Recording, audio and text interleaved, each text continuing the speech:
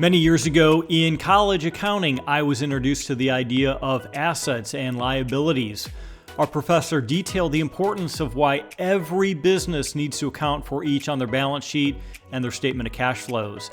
Today, we discuss why every household also needs to quantify the assets, liabilities, and cash flow coming and leaving your bank account. Do you monitor this on a monthly basis? If not, you could be setting yourself up for financial disaster.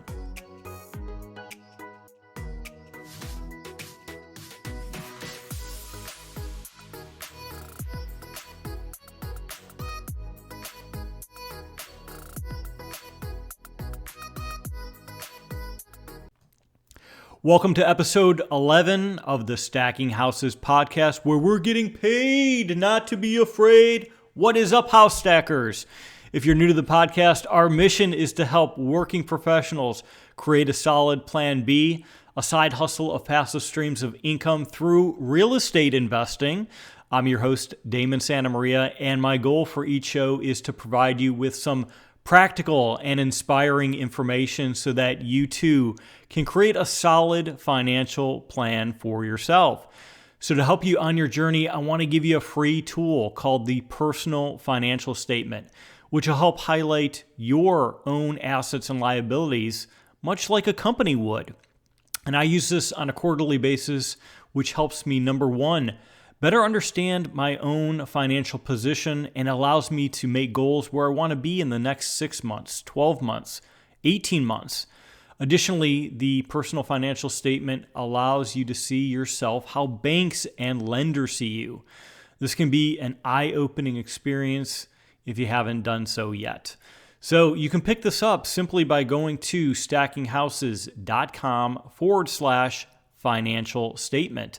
And while you're there, you can check out our free training on where we're finding great deals, and you can learn on how to get started in real estate investing. You can also check out my blog and a bunch of other cool stuff as well. So with that, let's jump in. So as I mentioned in the intro, I first learned about assets and liabilities in my college accounting class, not once, but twice. Why twice, you ask? Well, actually, I failed out of Accounting 101 the first time I took it. Yep, you heard that correctly. I flunked. This was not the first time I failed out of something either. In fact, it was the third time in my life. The first time was first grade. Yep. I failed first grade and I was held back and forced to take it a second time. I know, embarrassing, right? The second time I failed as it relates to school was in high school math. It was trigonometry, to be exact. And now I failed out of accounting in college. But I want you to know that I didn't give up. In fact, I never give up. Life is full of challenges. I mean, look at Abraham Lincoln. That dude lost jobs, had failed businesses, had nervous breakdowns. I'm sure he lost in love like we all do. He also lost in just about every bid to win a political seat before he eventually became, president and probably the most popular president in U.S. history. In fact, I need to fact check this, but many years ago I heard that there were more books written about good old Honest Abe than any other person in history besides Jesus himself. So hopefully, as you have challenges in your life, you can remember that we all have struggles, especially with money. When I look back at college and I think of, one of the reasons why I failed was because I couldn't conceptualize why any of it mattered. I didn't have any assets, only liabilities in the form of credit card debt, student loans, money I owed my landlord. I'm sure I owed money to my parents. I probably still owe money to my parents. But I didn't have a real job or a business where I could put the learning concepts into practice. And so many years later, once I created my businesses and there was cash on the line, money that would affect me supporting my family and paying my bills, that's when it did matter. And I had to relearn what an asset and a liability were and how assets create income and how liabilities create expenses. And My favorite book, especially when I first got started, was Rich Dad, Poor Dad by Robert Kiyosaki. Perhaps you've heard of it? Well, what's so great about it is that this was the first book, the first author, the first real wealthy person that unveiled how rich people think about assets and liabilities. And just because someone makes a lot of money, it doesn't necessarily mean that that person will become rich. So if you haven't read the book, spoiler alert, Robert Kiyosaki outlines the fact that he has two dads. One, his biological dad, who's actually his poor dad, turned out to be a high wage earner making great income. But his second dad, his rich dad, is actually his best friend's father, who kind of takes him under his wing and is an entrepreneur and one of the largest landowners in Hawaii. And what really hits home is the fact that he shows how regular folks will get a job and with the income earned from that job, pay all of their expenses, including food, rent, credit card, and taxes. And that same person will many times, spend their money on high-cost consumer goods. And I've talked about this before on previous episodes, but, buying a BMW or a Mercedes to give off the appearance that they have money, but in reality, their entire paycheck goes to this high consumption lifestyle. On the other hand, the cash flow pattern of a wealthy person is to acquire income-producing assets that have the cash flow that's produced by those assets, and for all the expenses, and pay for all the expenses and liabilities in their life. So, for example, wealthy people buy stocks, bonds, notes, real estate, intellectual property, and then and only then can they buy consumer-related goods. And, it's amazing how many highly educated people in this country that make, high six-figure incomes simply don't understand this concept.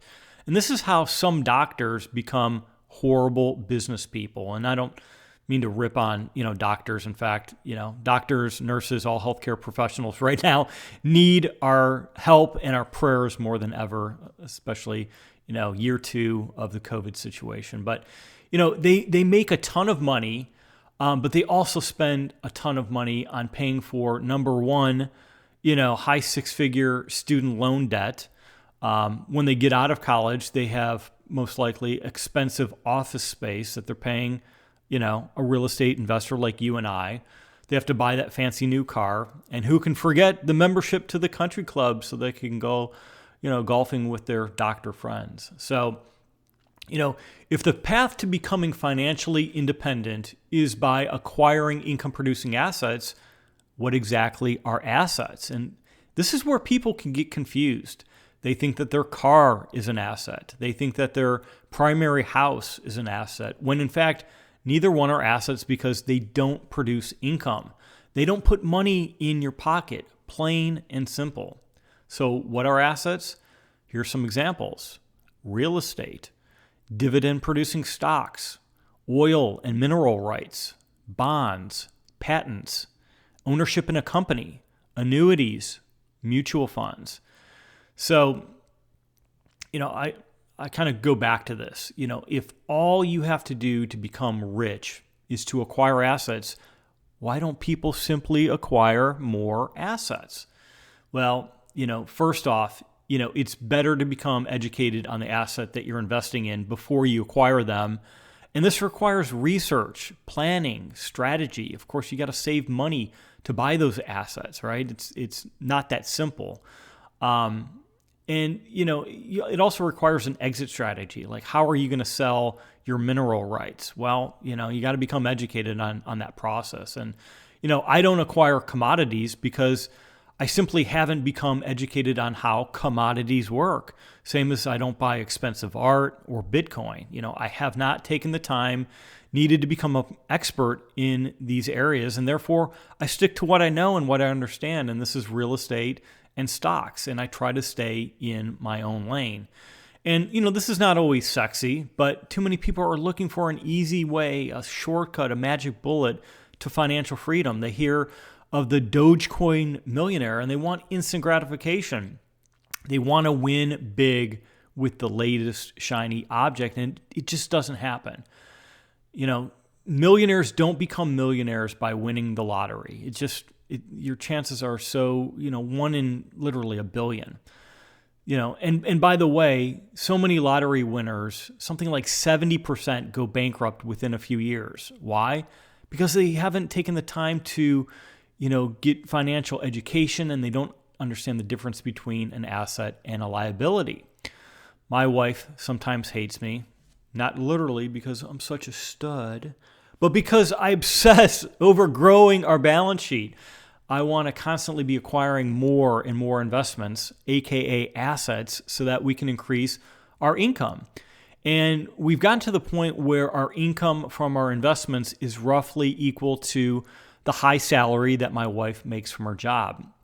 And this is what I call the 50-50 rule. And it states that, at least half of your money should come from your investments. So, for example, if you make $80,000, then you should have $80,000 worth of passive income coming in from all your assets. And, I don't know if anyone else has thought of this rule. I probably need to research it, but it's Damon's new 50-50 rule. And, this can be difficult to do, especially when you're just getting started.